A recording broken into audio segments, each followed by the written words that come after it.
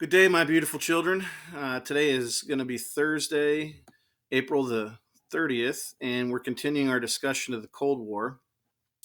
And based on the responses I got from you guys for those three questions we had from Tuesday, seems like you guys all have a pretty good beat on what the general gist of the Cold War was. We understand that it was a conflict between the Soviet Union and their allies, the United States and their allies, and it was called a Cold War because it never involved direct conflict between those two superpowers. Although we learned about the Korean War yesterday, which was a 3 year conflict in Korea, and there we go. Okay, so yesterday I mentioned something called a doomsday clock, and it's this idea that there's this invisible pretend clock, and when the hands reach midnight, that's when we have nuclear war and the world as we know it ends, and Armageddon and people, zombies roaming the earth, whatever. Um, and there's a couple incidents that bring us right to the brink of nuclear war. I want to talk about one today. It's called the U2 incident. So um, both sides had spies. The United States, we had the CIA, and the Soviet Union, they had the KGB, and both sides had spies embedded and planted in each other's countries all over the place. And there's a lot of interesting history behind that. Every once in a while, spies would get caught, and then they do an exchange, and et cetera, et cetera. Well, anyway, both sides were always accusing the other of spying, which is hilarious because everybody was spying. But anyway, the Soviet Union had long claimed that the United States was doing flyover spy missions with supersonic planes and taking pictures of Soviet missile installations and things like that. In the United States, we said over and over again, no, we're not. You guys are crazy.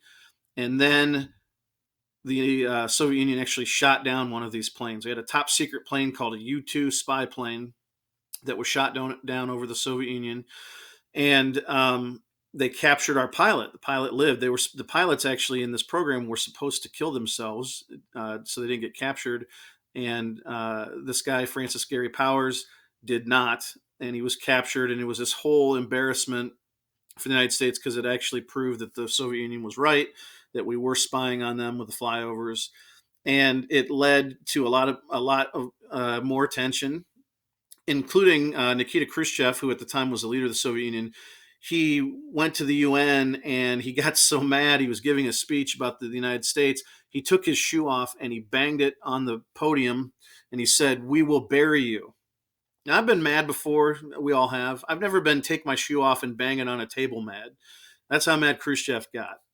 And so they tried to get the two leaders of the countries together. That'd be Khrushchev for the Soviet Union and Eisenhower for the United States. And Khrushchev refused to meet with the U.S. until we did two things: stop the flyovers, and Eisenhower publicly apologized. And so we did stop the flyovers, or did we? No, we did. But Eisenhower never apologized. So that's just one incident. There are several others. For example, the Cuban Missile Crisis, which you guys will learn about in American history, that was during Kennedy's um, administration.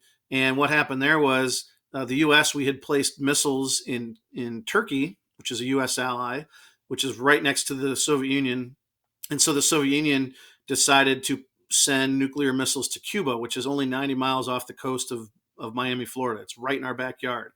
And if they had put missiles there, they could have hit Washington, D.C., and New York City, et cetera. And so Kennedy essentially said, look, if these ships cross this this line in the water, we're going to blow them up. And the Soviet Union said, well, if you do that, we're going to be at war. And so there was this really tense standoff. And that was just another incident. Eventually, the Soviet Union actually turned their ships around after we agreed to remove our missiles from Turkey and all these other things. So those are just a few examples of some of the craziness. So the other thing I want to talk about today was what the impact of the Cold War had on the United States here in our country. And this is something that you guys are going to get a bunch of in U.S. history, but I wanted to mention just a few things because it's interesting, and I like talking about interesting stuff. So there you go. So here we go. Cold War at home. One of the things is that the U.S. government, we tried searching for spies and searching for communists. Now, nowadays, you could stand on the corner of Worcester and Maine, dressed in all red and waving a communist flag, and nobody would care. Like that's First Amendment, free speech, whatever. 1950s, this was no joke. And so a couple things happened. One, Congress set up a loyalty review board that investigated all federal employees. So the FBI and the CIA looked into all government workers. And they actually did find some spies. One of the most famous of the spies were the Rosenbergs, which is a husband and wife team. Julius Rosenberg worked on the Manhattan Project, and he worked in our nuclear program, and he was caught selling secrets of our nuclear weapons program to the Soviet Union. And actually, it was his brother-in-law that blew the whistle on him. But both Julius and Ethel Rosenberg were convicted and executed by electric chair. So this was no joke. They didn't mess around with this stuff. And then we had the Internal Security Act, which required Communist Party members to register with the federal government, which again, today, like nobody cares. Like you're a communist, whatever. Got all kinds of interesting and weird third parties. Nobody cares, but in the 50s, they did. Some other things that happened. In Congress, they created a committee called the House Un-American Activities Committee. And originally, the point was for them to investigate fascist groups in the U.S. Like, for example, the Nazi Party was a group in the U.S. before World War II. And they looked into all kinds of things, including labor unions and other. They were spying on American citizens, which we generally frown upon in this country. Now, if we were in class, we can get into a really interesting discussion on whether or not it's okay to spy on U.S. people, and do you think this still happens today? I don't know what you think about it, but my answer would be yes. People are watching and trying to protect the United States from bad things happening. And whether you agree with it or not, I think it's naive to think that it doesn't happen today. It still happens today. Maybe not to the extent that it did in the 50s, but it does. So during this time, the guy that was the chairman of this committee was a guy named Joseph McCarthy. He was a senator from Minnesota, I think, or Wisconsin, one of those states.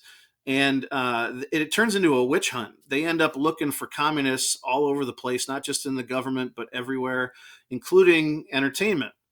And so if you were in my pop culture class, you would have learned a bunch of stuff about how the McCarthy hearings brought in radio DJs and record producers and comic book illustrators and movie writers and actors. And so this is just one example. In the film industry, they called in, there was a group of 10 writers and directors who were called in to testify about being communists or having ties to communists, mostly because they did. I mean, looking back historically, it's been proven that most of them did. But again, who cares? Like, this is the United States. You're allowed to do that if you want. Well, in the 1950s, these guys were called in to testify, and they refused. They refused to testify, said this whole thing is a witch hunt. We're not going to get involved in it. And they ended up getting blacklisted from the movie industry, and they never worked again. That sort of thing would be unheard of today in terms of communism. But there are things that are going on that kind of mimic this. The Me Too movement with sexual harassment, people are being blackballed. I don't know what you guys think about that, but it is kind of a similar situation. Although obviously one of those activities is illegal. You can't sexually assault or harass people, and then being a communist is not. So here's McCarthyism. This is Joseph McCarthy. Yep, he was a senator from Wisconsin, and he chaired these hearings, and it was all grandstanding. These McCarthy would get up and scream and yell at people and badger and harass people, and eventually this all came crashing down on him. It got to the point where it was almost like I guess I would compare it to the Reign of Terror in France.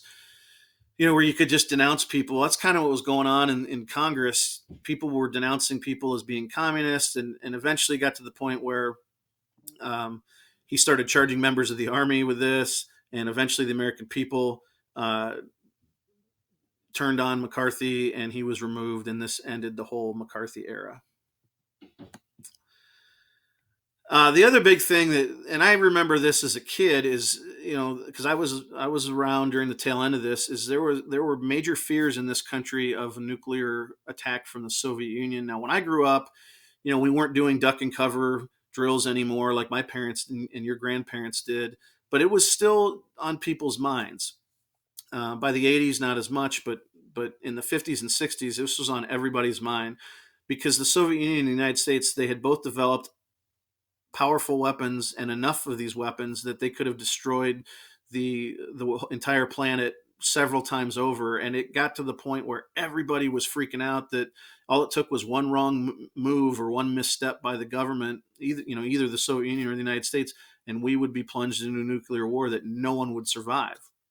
And next week we're going to get into something called mutually assured destruction, and nuclear deterrence, and talk about that a little bit. But talk to your grandparents and see if they remember doing duck and cover drills, or see if they remember fallout shelters and bomb shelters and things like that, because it was real. It was a very real fear for 30 years in this country and in the Soviet Union. And here you see a picture of a hydrogen bomb. Hydrogen bombs were several times, hundreds of times more powerful than the bombs that were dropped in World War II on Nagasaki and Hiroshima. If you There's a website you can actually go to where you can pick the different bombs that were tested or that each country has, and you can actually put them on a map. You could put them, you could put the point on Bowling Green if you wanted to, and you could see how big these things were and how many people it would kill. It's actually terrifying to look at it. Maybe I'll pull that up for you guys on Monday. But this was a very real fear that many people had. Um, all right, I'm gonna stop there, and we'll come back on Monday with some of the things that the United States did to try and calm people down, and to keep them from freaking the freak out during this time. But that's it. You guys don't have an assignment with this other than to watch these videos, and we'll come back next week and wrap up with this part of the Cold War, and then we're going to Vietnam next, which is a really interesting period in American and world history to discuss. I really enjoyed talking about that. So we'll have some fun with that next week. That's it for today. Peace and love, and I'll talk to you guys soon.